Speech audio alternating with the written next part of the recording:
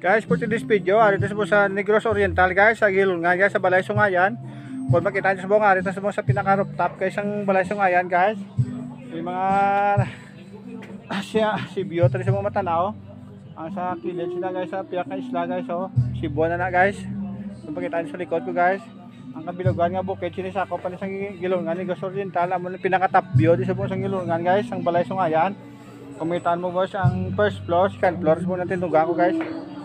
Para guys, so amo nang na portion sa Gilungan da kami gagi.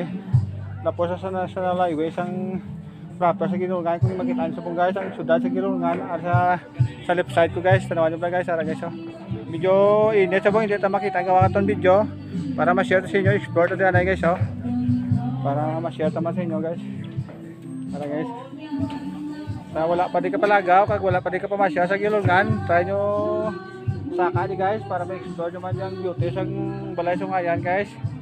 Medyo kapoy-kapoy lang gawang saka, di pero worth it man guys, makasaka ka mo di kay mamis kung sa beauty sa aton nature guys, kasi ang mga amenities ang Balay Sungayan di guys. Sakop sang Negros Oriental ni. Kung makita mo na gusto ka mong order mga pagkaon, yung mismo center man guys, kung gusto nyo mag-video okay,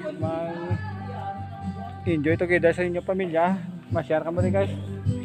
Birthday ka, taas na din nga portion sa bukid sa Gilungan. Kung makita nyo guys, sarang Cebu. Ang sa piyak din San Carlos ni guys, oh. Ang lampos ito sa piyak. DSB kagang Kanlaon Villarmoso guys. Bless ko lang sa inyo, kay damo naman nakalaga, damo naman naka-vlog guys.